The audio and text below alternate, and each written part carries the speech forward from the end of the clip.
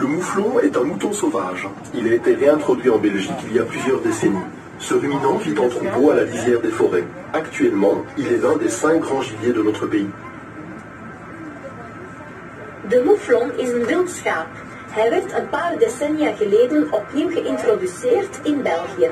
Deze herkauwer leeft in kuddes aan de bosrand. Momenteel is de mouflon een van de 5 grote wildsoorten van ons land.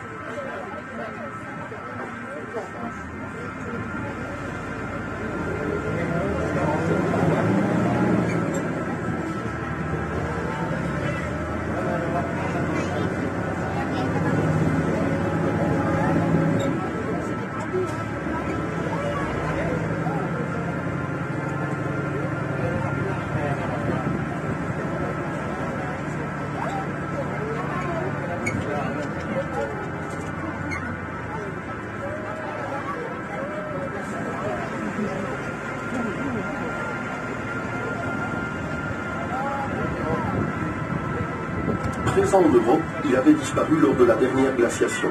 Il a fait son retour en Europe par les Romains à partir de 150 après Jésus-Christ. Il possède des bois caducs, de forme palmée et aplatie. Comme tous les cervidés, ils perdent leur bois chaque année, alors que les bovidés gardent leurs cornes durant toute leur vie. Gibier de prédilection des princesses, il a longtemps été associé à la jante féminine à cause du cœur dessiné sur son postérieur. Het damhert is een elegant dier dat ingevoerd werd door de Romeinen tijdens de oudheid. Door de hartvormige vorm op hun billen genoot dit dier de voorkeur van de prinsessen. Hij bezit een handvormig, plat gewei, ook wel palm genoemd. Zoals alle hertachtigen verliest hij zijn gewei ieder jaar, terwijl de geitachtigen hun hoorn heel hun leven houden. Przewalski était un officier de l'armée russe qui découvrit les derniers spécimens de cette race en Mongolie, vers 1880. Cet équidé primitif à la crinière en brosse est l'un des ancêtres de nos chevaux domestiques. De nos jours, c'est la dernière espèce de véritables chevaux sauvages au monde. En 2013 et 2014, 2 chevaux de Przewalski de la réserve sont partis rejoindre des troupeaux sauvages dans le désert de Gobi. Le domaine des Groupes s'implique dans la sauvegarde de cette espèce. Przewalski was een officier van het Russische leger die de laatste exemplaren van dit ras ontdekte in Mongolië, omstreeks 1880. Deze paardachtige met borstelvormige manen is een van de voorouders van onze tamme paarden. Vandaag is het Przewalski-paard het laatste echt wilde paardenras ter wereld. Dankzij fokprogramma's in parken zoals het onze worden ze echter weer in de natuur uitgezet. Zo zijn er in 2013 en 2014 2 paarden uitgezet in de woestijn van Gobi om daar de wilde troepen te vervolgen.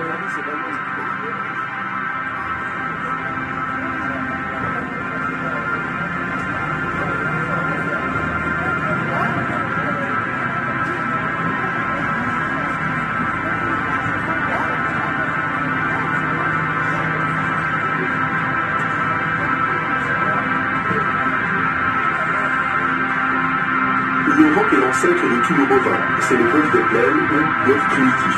Il se caractérise par ses longues cornes en forme de lyre et son pelage foncé, souligné d'une échine brune. Son espèce disparut totalement en Pologne vers 1623. C'est un zoologiste allemand du nom de Heinz Eck qui reconstitua la race par sélection à rebours à partir de différents croisements de bovins d'Europe. De oerbos is de voorouder van alle onze roveren. Hij wordt ook wel eens oerrood of primitief rood genoemd. Kenmerkend zijn zijn lange horens in de vorm van een lier en zijn donkere vacht met bruin licht.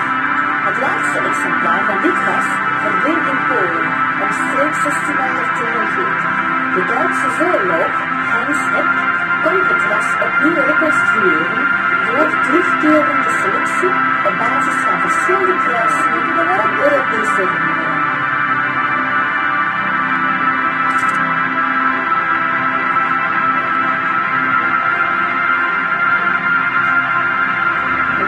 Dernière que vous voyez ici, attention votre poignet, la toute petite figure, on va vous attendre. Voilà. Et le dernier petit, c'est le plus grand qui est ici, le Sahel.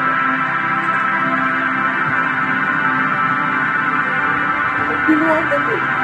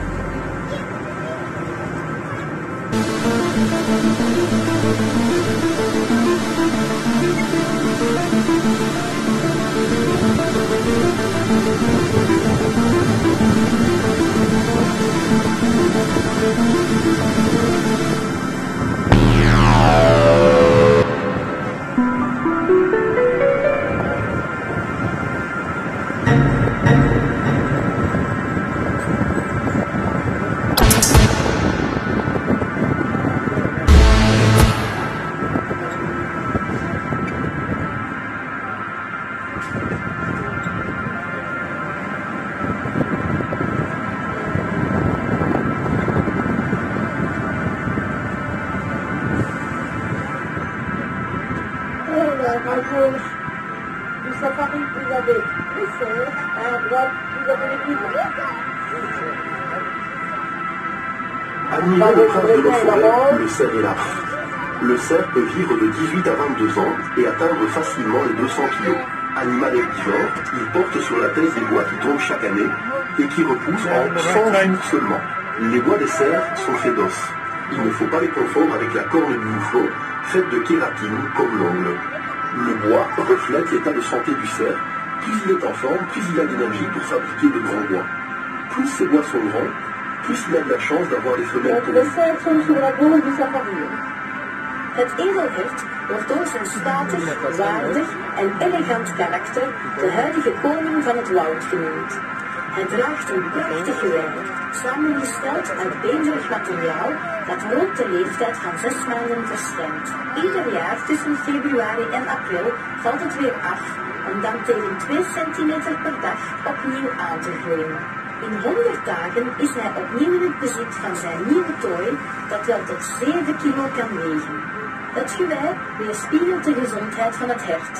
Hoe meer hij in vorm is, hoe meer energie hij heeft om een groot gewei aan te maken. En hoe groter het gewei, hoe meer kans hij heeft hinden voor hem te winnen. Het hert leeft in het woud. De groep volgt een oude hinde, terwijl het hert de troep afsluit. Maar meestal leven mannetjes en wijfjes echter apart, behalve in de paartijd. Deze kondigt zich aan door het spectaculaire roepen van het hert in de maand september.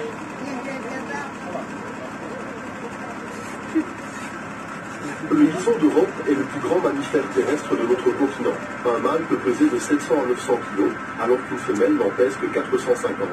Différent du bison américain qui vit en plaine, le bison d'Europe est un animal forestier vivant en petit troupeau mené par une femelle. En 1923, l'espèce est au bord de l'extinction et ne comptait plus que 57 individus captifs. C'est alors qu'est créée la Société internationale pour la protection du bison d'Europe. De Europese bison is het grootste landsoortdier van ons continent. Een mannetje kan tussen 700 en 900 kilo wegen, een vrouwtje 450 kilo. In tegenstelling tot de Amerikaanse bison, die in open vlaktes leeft, vind je de Europese bison terug in het bos. Hij leeft er in groep die geleid wordt door een vrouwtje. In 1923 was de soort zo goed als uitgeroeid. Dankzij een kudde uit de bossen van Polen kon de soort op het nippertje gered worden. Vanaf dan ontwikkelt de Europese bison zich opnieuw in gevangenschap. In 1952 werden de eerste bisons terug in het wild uitgezet. In Polen in de dichte bossen van Białowieża. Het domein van de Virtuele Hal neemt sinds jaren actief deel aan verschillende geringvoeringsprogramma's.